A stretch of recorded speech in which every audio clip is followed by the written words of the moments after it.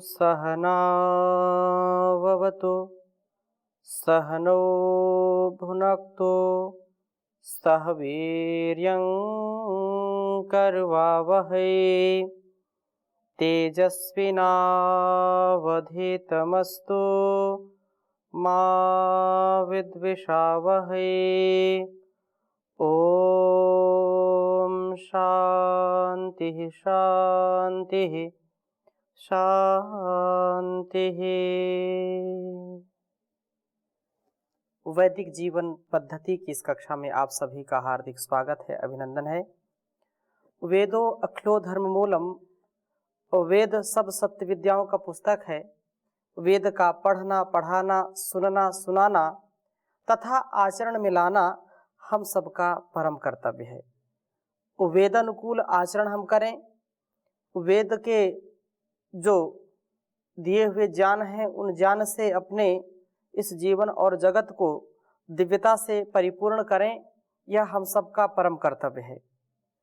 ऋग्वेद के चतुर्थ मंडल के चतुर्थ सूक्त के पहले मंत्र का स्वाध्याय करेंगे। इस सूक्त में बहुत ही सुंदर बात कही है, क्योंकि सभी कर्तव्यों का, सभी प्रकार से अपने जीवन की उन्नति का जो मार्ग प्रशस्त करना चाहते हैं उनके लिए यह वेद परम प्रमाण है, श्रुति परम प्रमाण है। इसलिए राजा का क्या कर्तव्य होना चाहिए, क्योंकि राजा के बिना हमारा राष्ट्र, हमारा समाज प्रगति नहीं कर सकता है। किसी न किसी समूह में अपने को विकसित करते हुए यदि जीवन को जीना चाहते हैं तो नेतृत्व परम आवश्यक है।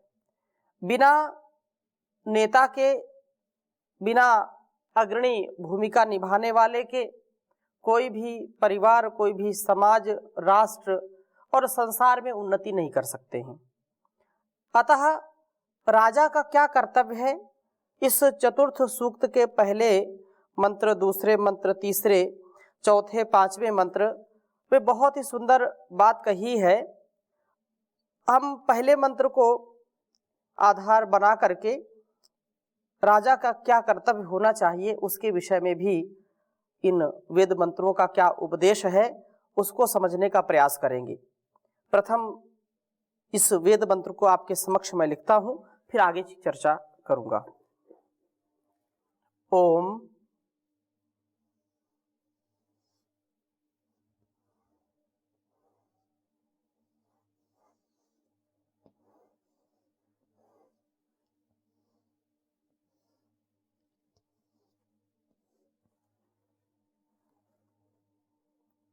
कृणुष्व पाजः प्रसितिम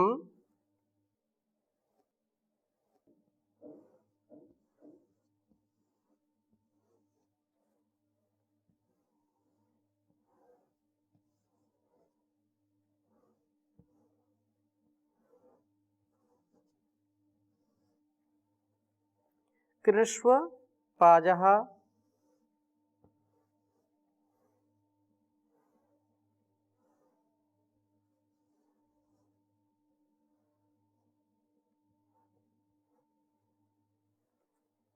प्रसितिम।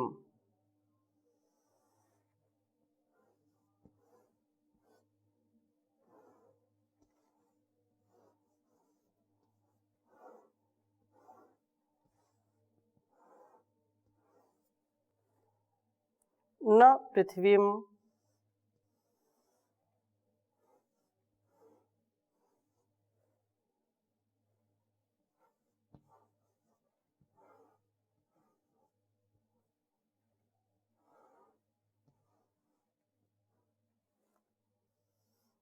याहि।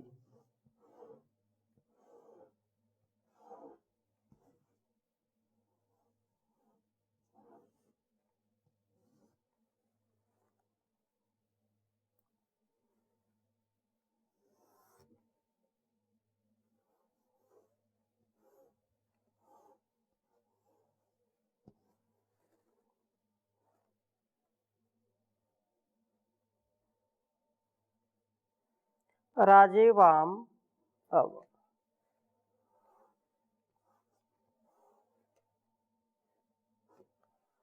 राजे वामवाम इभेन।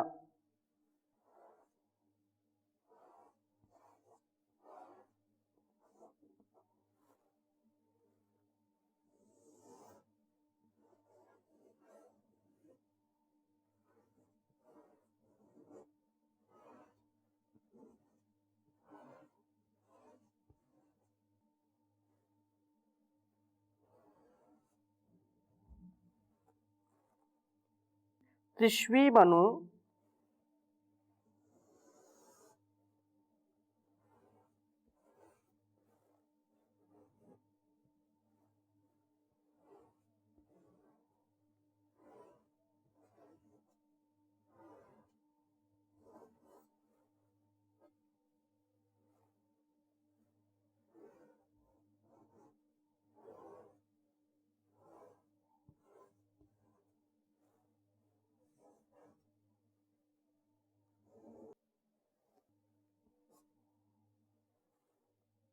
प्रसिद्धिम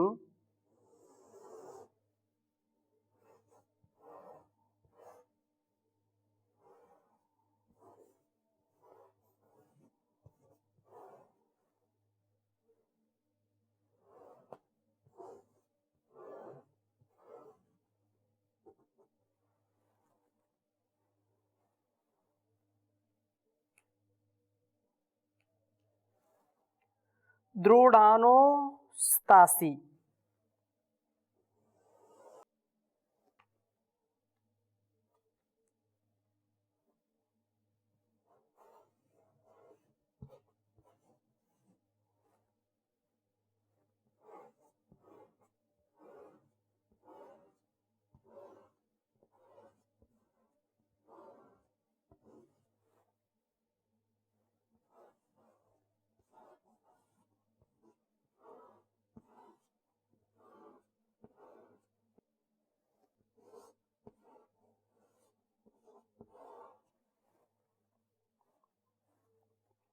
विद्या रक्षसस्तपिष्ठैः।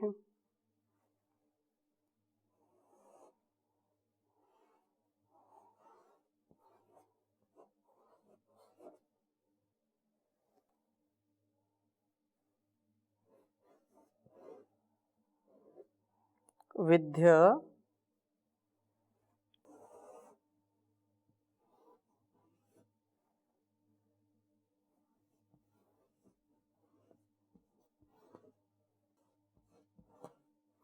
रक्षसस्तपिष्ठैः।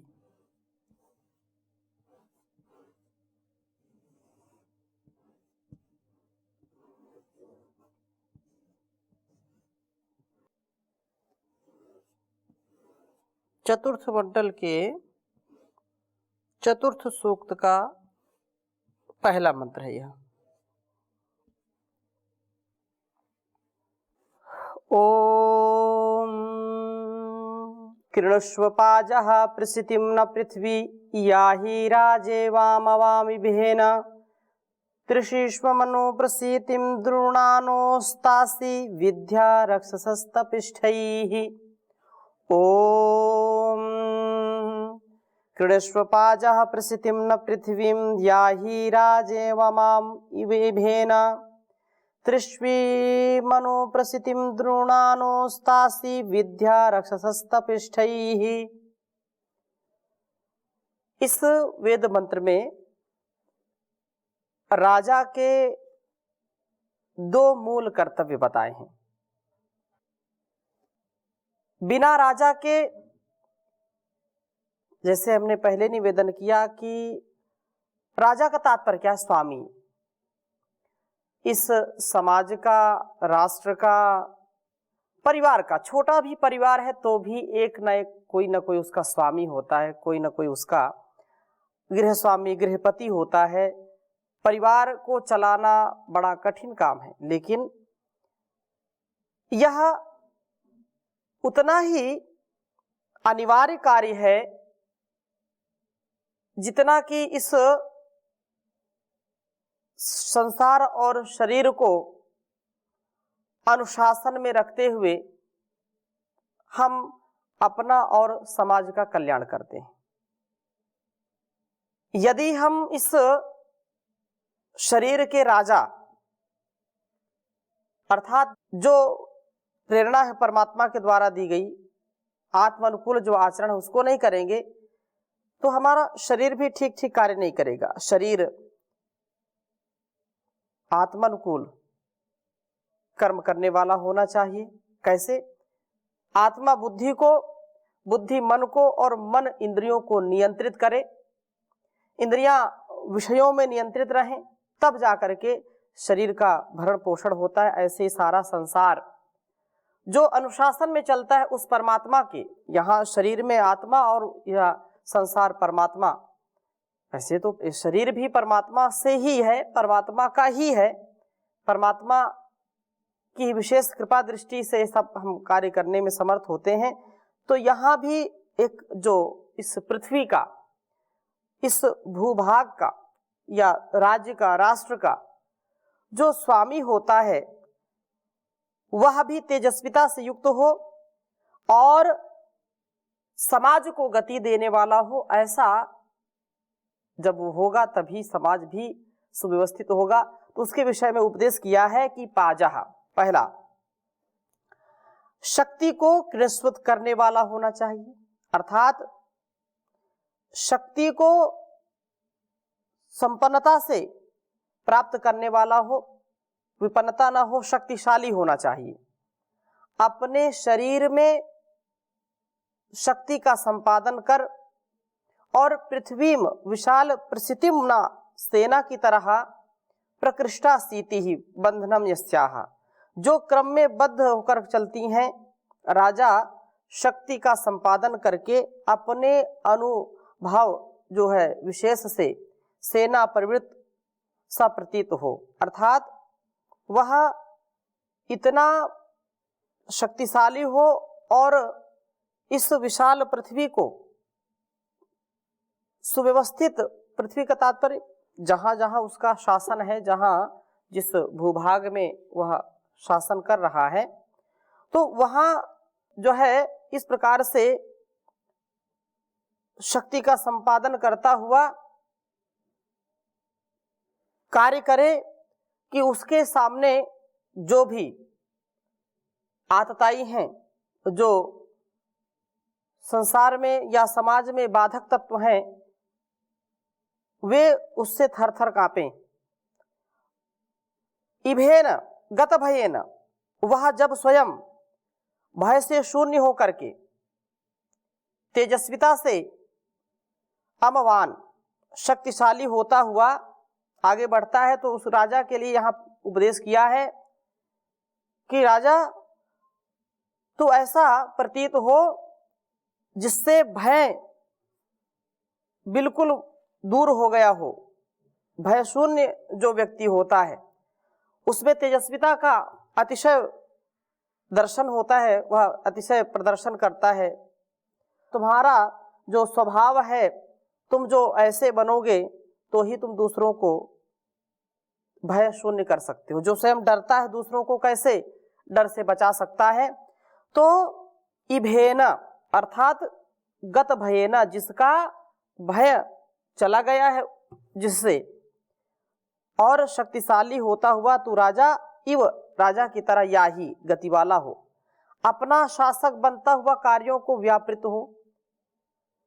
त्रिश्वीम प्रसितिम अनु, क्षिप्रगामिनी सेना के साथ द्रोणानः गति करता हुआ अस्तासी, तो शत्रु सैन्य पर जो है भारी हो, अर्थात सैन्य का जो शत्रु पक्ष है उस शत्रुओं से इतना तेजस्विता के साथ युद्ध कर कि शत्रु सैन्य बिल्कुल नष्ट हो जाएं, सैन्य का नष्ट करने वाला हो। तो राक्षसा, अपने रमण के लिए औरों का क्षय करने वाले राक्षसों की वृत्ति के लोगों को तपिष्ठ ही संतापक अस्त्रों से विद्या बीधने वाला हो। राजा को राष्ट्र के रक्षा के लिए दो कार्य महत्वपूर्ण करने चाहिए। दो कर्तव्य इस वेद मंत्र में बहुत ही सुंदर बताए हैं कि राजा को शत्रु सैन्य के आक्रमण को विफल करके शत्रु सैन्य का विनाश करने वाला होना चाहिए। भारतवर्ष प्राचीन काल से ही बहुत ही तेजस्विता के साथ अपने समाज को, अपनी संस्कृति को, संस्कारों को बाहर के आतताइयों से और अंदर के भी कुत्सित कलमश से भरे हुए ऐसे राष्ट्रद्रोही तत्वों से सदा तेजस्विता के साथ युद्ध करता रहा है। एक और युद्ध, एक और योग की चर्चा, योग का महत्व, एक और शांति, एक और क्रांति। तो हमारे समाज को, राष्ट्र को यदि हम उन्नत बनाना चाहते हैं तो जो इस समाज के, राष्ट्र के शत्रु हैं और उन शत्रुओं की जो सेनाएं हैं, क्योंकि हमारे अंदर भी शत्रु काम कर रहे हैं, बाहर भी काम कर रहे हैं, तो उन शत्रुओं की सेनाओं को तोड़ना, शत्रुओं की सेनाओं पर आक्रमण करना, शत्रुओं को नष्ट भ्रष्ट करना। अब जब हम इस भारतवर्ष को देखते हैं तो प्राचीन भारत की जो संस्कृति, जो समाज था, उससे बिल्कुल भिन्न है। वह समय दूसरा था, यह समय दूसरा है।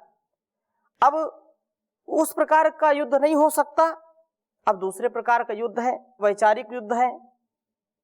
और इन विचारों में भी जो राष्ट्र का राजा है, जो राष्ट्राध्यक्ष है, जो अपने सूझबूझ से इस भारतवर्ष को गति दे, उसको प्रगति दे, और बाहर की सीमाओं में जो उपद्रव होते हैं, जो इस देश की अस्मिता को, देश के सम्मान को, देश के अरमान को नष्ट करना चाहते हैं, ऐसे शत्रुओं को जो नष्ट करने का सामर्थ्य रखता है, ऐसा राजा यशस्वी, तेजस्वी हो और राष्ट्र का सदा रक्षण करने वाला होना चाहिए। राजा वही है जो रक्षा करता है समाज की, राष्ट्र की, हर प्रकार से संस्कारों की, संस्कृति की, वेदों के ज्ञान की रक्षा करता है। अर्थात वेदों के अध्ययन, अध्यापन, योग, यज्ञ और ऋषि संस्कृति का जो सूत्रपात करते हैं। और इसीलिए भारतवर्ष आज भी दुनिया में सबसे बड़ा आध्यात्म का, सबसे बड़ा संस्कारों का, सबसे बड़ा वेद विद्या का केंद्र बना हुआ है। कितने बार यहाँ भारतवर्ष में लोगों ने आक्रमण किया, हजारों बार आक्रमण किया। शक, हूण, मुगल, अंग्रेज, पता नहीं कहां कहां के लोगों ने भारतवर्ष पर कुदृष्टि डाली, लेकिन उनको मुंह की खानी पड़ी। कारण क्या है? क्योंकि हम वेदों के अनुयायी हैं, हम वेदों की जो आज्ञा है उसका पालन करने वाले हैं। हम भौतिक सुख की कामना के साथ साथ आत्मिक उन्नति का भी बिगुल बजाने वाले हैं। और यदि हम इस भारतवर्ष को वास्तव में इस संस्कृति से युक्त रखना चाहते हैं तो ऐसे तेजस्वी राजा का होना अत्यंत आवश्यक है। भारतवर्ष ही नहीं, अन्य हम देशों की बात करें तो वहां भी जो चाहे छोटा राष्ट्र हो या बड़ा राष्ट्र हो, जहां का राजा शक्तिशाली होता है, शत्रुओं पर अपना संपूर्णता से अधिकार करने वाला होता है, अर्थात अपनी वीरता से, शूरता से, गंभीरता से, धीर वीर गंभीर होकर के जो उन पर टूट पड़ता है, भारी पड़ता है, वही उसका वर्चस्व बना पाता है, रक्षा कर पाता है। इसलिए यह उपदेश दिया जा रहा है कि राजा का प्रथम कर्तव्य है कि जो शत्रु पक्ष है, जो इस समाज और राष्ट्र की संस्कृति को संस्कारों को नष्ट करना चाहते हैं उनको नष्ट कर दे, उनके जो कुचक्र हैं उनको विफल कर दे, सफल ना होने दे, शत्रुओं की चाल को कभी भी सफल ना होने दे। दूसरा कर्तव्य यह है कि अंदर के अपराधियों को भी उचित दंड दे, क्योंकि संसार में जब जब हमने देखा है बाहर के शत्रुओं से तो कम खतरा होता है, कम भय होता है, लेकिन अपने घर के अंदर के शत्रुओं से ज्यादा भय होता है। और जब जब हमारा देश, चाहे अंग्रेजों का, चाहे मुगलों का या अन्य किसी का भी, जब जब गुलाम बना, जब जब परतंत्र हुआ है, तो अपने अंदर बैठे हुए देशद्रोहियों के कारण हुआ है। अपने ही अंदर छिपे हुए आस्तीन के सांप जिनको बोलते हैं, उन्हीं के कारण बड़े बड़े साम्राज्य उखड़ गए, बड़े बड़े राजा महाराजा धराशायी हो गए, मिट्टी में मिल गए, क्योंकि अपने घर के लोगों ने उनको जीने नहीं दिया, फूट डाल दी या धोखा दे दिया, राज खोल दिया। अलग अलग प्रकार से हम इसको देख सकते हैं। तो यह अत्यंत महत्वपूर्ण बात है कि अंदर जो अपराधी होते हैं राष्ट्र के अंदर, उनको भी कठोर दंड जब तक नहीं देंगे तब तक शासन, प्रशासन, अनुशासन नहीं चल सकता है। इसलिए यह अनुशासन तभी चलेगा जब अपराधियों को उचित दंड मिले। तो ये दोनों कार्य वही कर सकता है जो कि अपना राजा हो। अब यह अत्यंत महत्वपूर्ण बात है। यह भी एक कारण है, वेद मंत्र हमको छोटी छोटी शिक्षा देते हैं और इसलिए वेदों का ज्ञान सबसे महान है संसार में। और जिसने, चाहे राजा हो चाहे रंक हो, सबके लिए उपदेश है, चाहे गृहस्थी हो, चाहे वानप्रस्थी हो, चाहे सन्यासी हो, चाहे ब्रह्मचारी हो, चाहे युवा हो, चाहे युवती हो, चाहे छोटा बालक हो या वृद्ध हो, सबके लिए अत्यंत महत्वपूर्ण सार की बात। बाहर के जो हम ग्रंथ पढ़ते हैं, ठीक है, लोग पता नहीं क्या क्या पढ़ते रहते हैं, उन अलग अलग विषयों के ग्रंथों को पढ़ करके हमारा समय भी नष्ट होता है। खोदा पहाड़ निकली चुईया, ऐसा कहावत लोगों ने कही है। लेकिन वेद सार का ज्ञान देते हैं जो हमारे जीवन का आधार है। तो यहाँ पर जो संपूर्णता से उपदेश किया है कि राजा वही ऐसा कर सकता है, शत्रुओं के समस्याओं से विचलित नहीं होता, अर्थात शत्रु जब समस्या उत्पन्न करते हैं, बाधा उत्पन्न करते हैं, तो विचलित नहीं होता, उन समस्याओं का समाधान खोलता है। उनकी जो